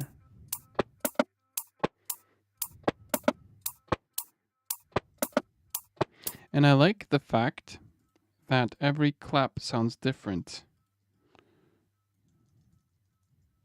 Yeah.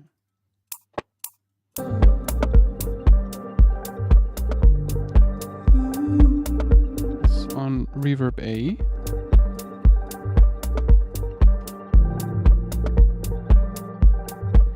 Put a ladybug reverb. I don't know how CPU intensive this is. Okay, I seem to not have a license for that. Never mind.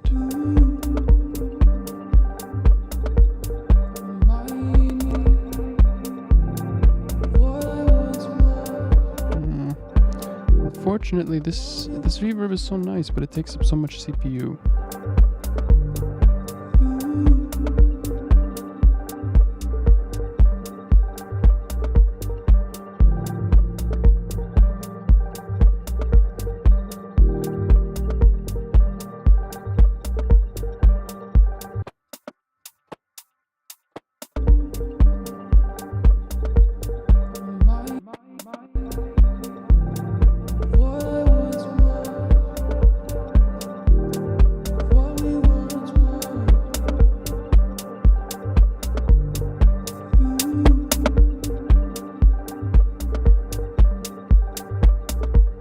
Glue the drums together a bit, yeah?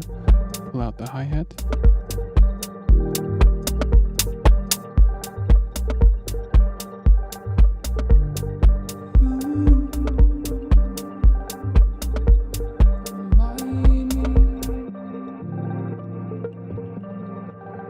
The melodies are so nice.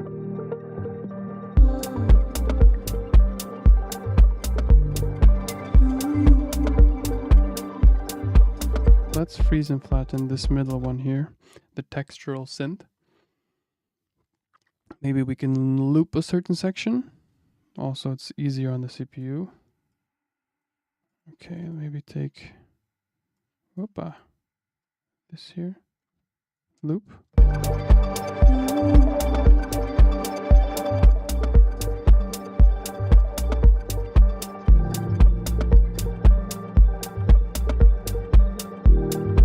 have to pitch it down 1, 2, 3.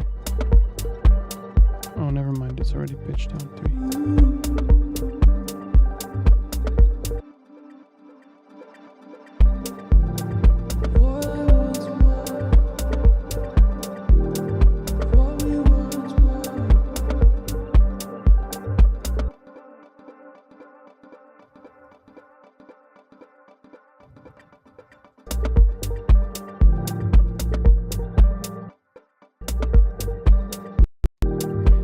For some reason, this guy here cracks my CPU, like automating it.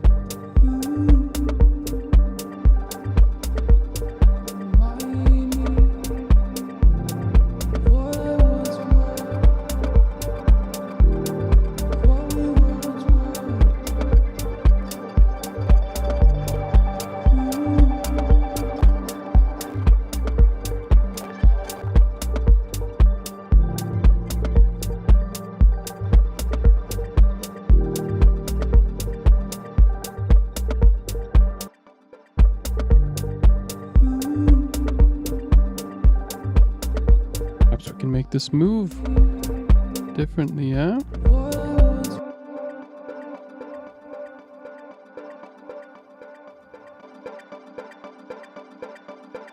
That's a bit too quick, isn't it?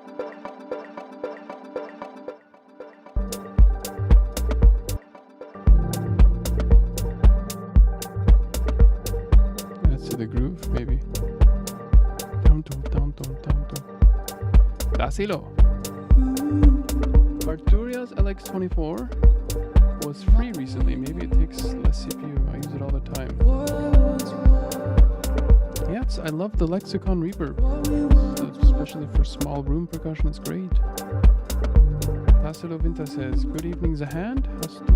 Hast du Musikunterricht genossen? Deine Voice ist sehr, sehr geschmeidig." Danke, thank you. Hast du bereits eigene Tracks veröffentlicht? Peace. Bereits eigene Tracks. Yeah, I do have a couple tracks. Ich habe ein paar eigene Tracks. You can find my music on Spotify. My name is Zahand, Z-A-H-A-N-D. And I do have a couple tracks out there. I also have a website that basically sums up everything that I've ever put out. zahandmusic.com, and just see my discography, DJ mixes, playlists. Yeah, if you want to check out my music, also wenn du meine Musik hören willst, kannst du das gerne da machen. Thanks for asking. Yeah, I'm just vibing and enjoying this so much. Musikunterricht genossen. I didn't actually take any vocal classes, to be honest. It's mostly just from what feels right. But I did go to audio engineering. Also ich habe Tontechnik damals studiert. Bei der SAE in Hamburg.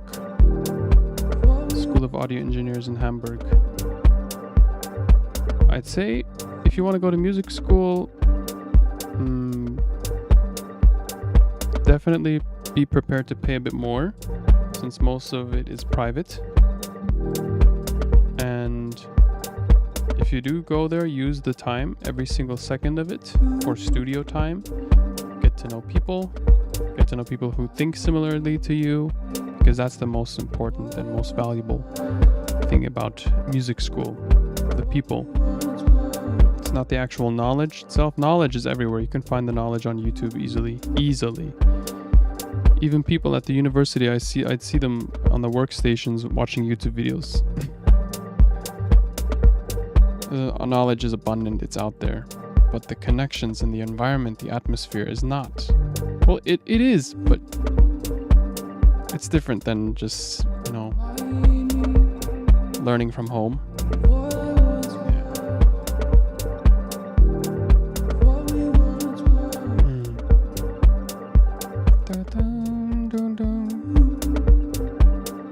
Let's use the Steve layer here.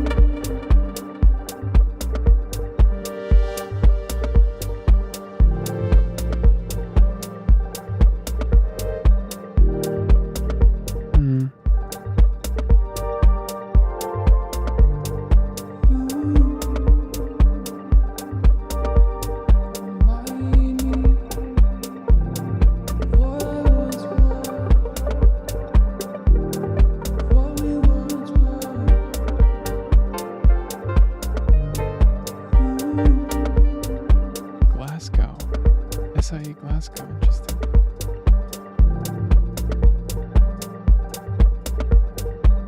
Is that like a shaker or something?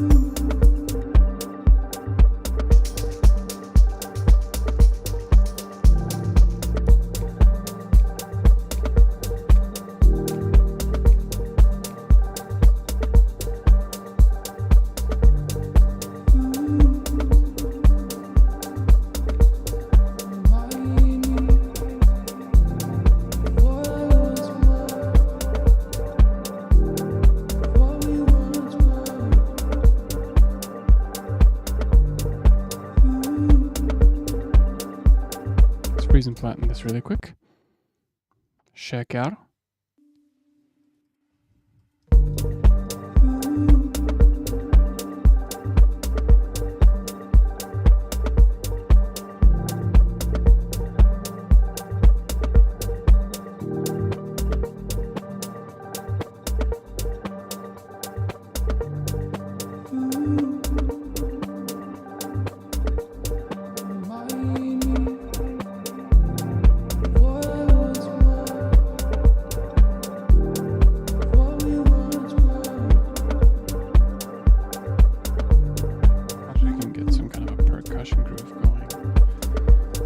Guys, thank you for joining in on today's live stream. It's an absolute pleasure to show you my process.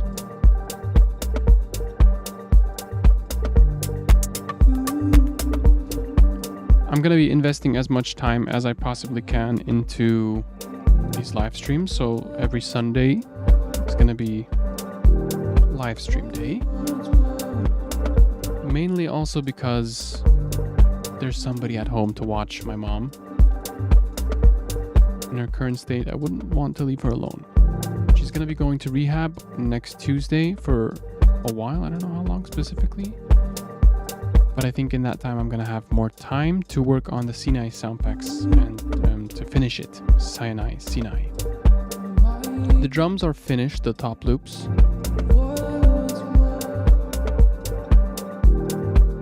Working on a couple more percussion one-shots. The pack is looking really good. You see it's already quite filled out. The structure is looking great. Yeah.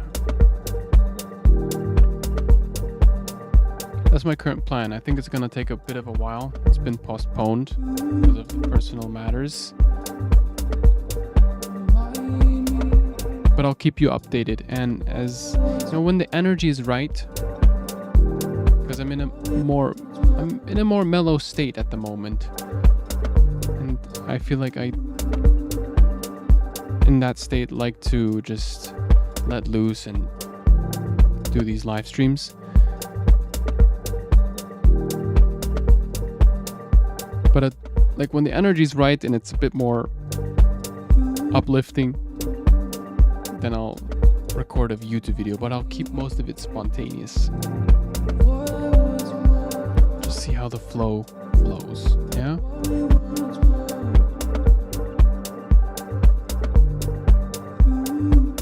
Absolutely enjoyed this. Could listen to this the whole evening.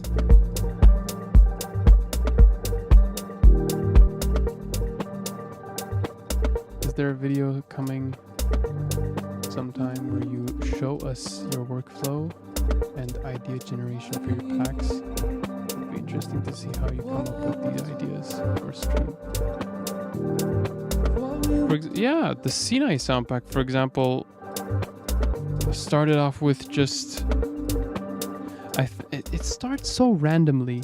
For example, Yerevan, the sound pack that I did for Yerevan, it started with me watching set by Acid Pauli, where he performed live in Armenia at the Garni temple. You can search up Acid Pauli Circle. It's a circle set.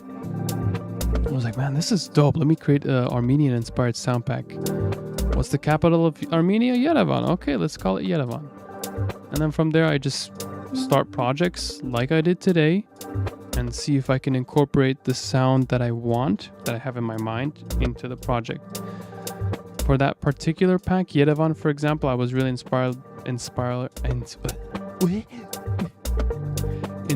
by Armen Miran and Grach, two Armenian artists.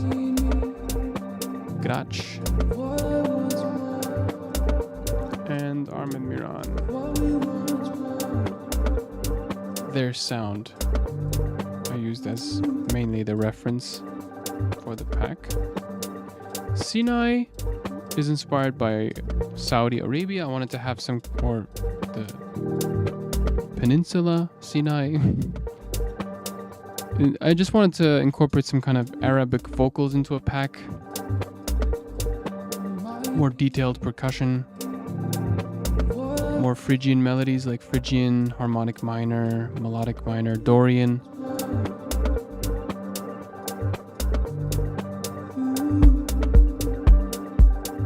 It's so weird, I can't even explain it into words.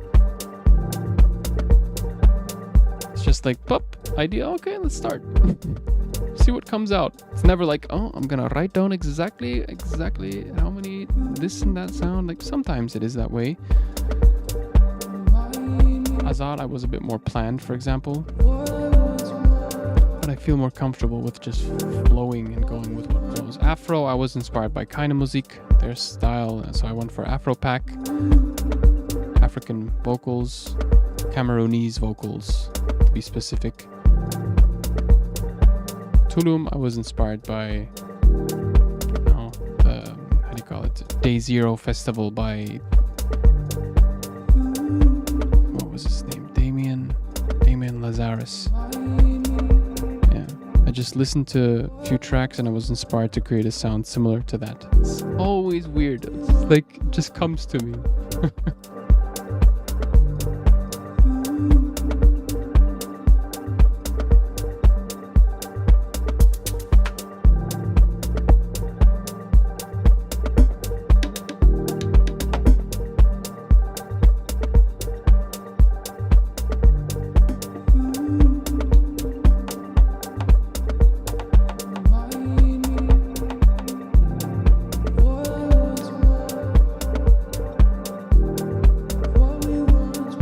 Thing. Just kind of a tom groove.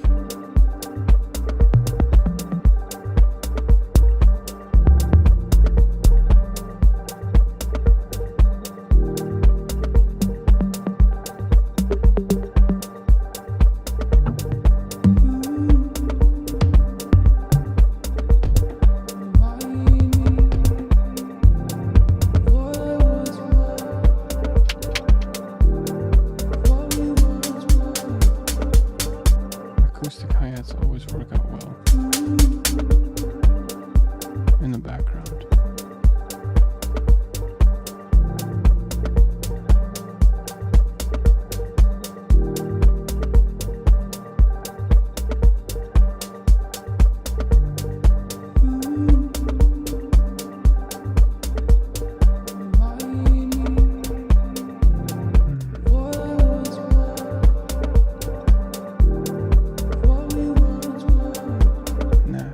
Doesn't do too much.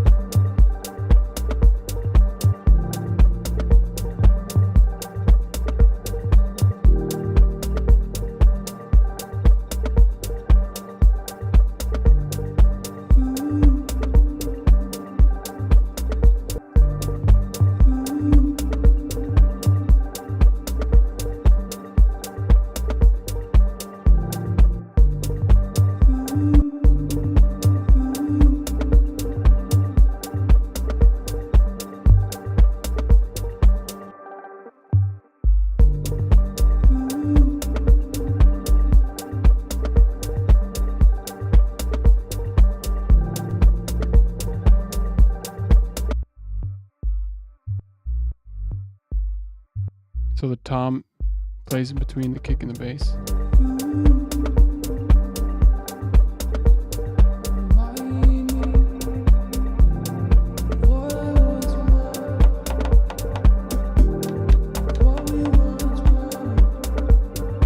And this is where I would use the lexicon reverb. Yeah, I didn't feel like arranging today. Sorry guys.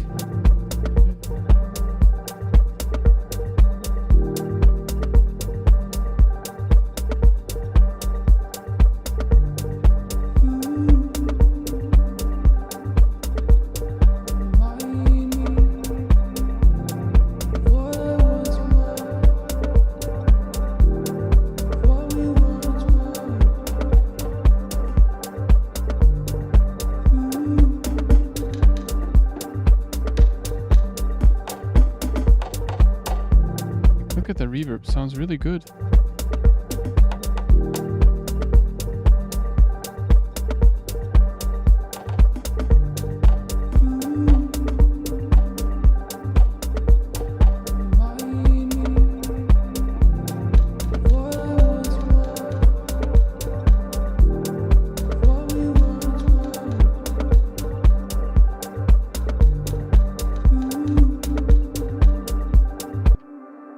That sounds nice too.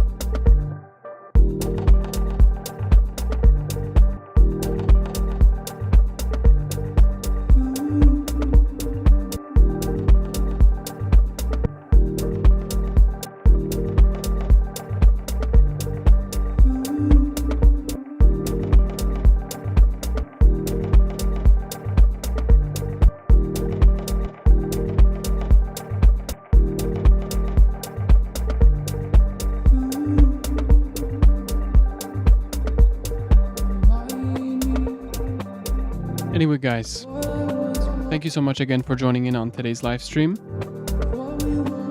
I will see you guys either next Sunday in another live stream, maybe in a YouTube video in between, depending on how the time is. Yeah, guys. Okay, that's it for today.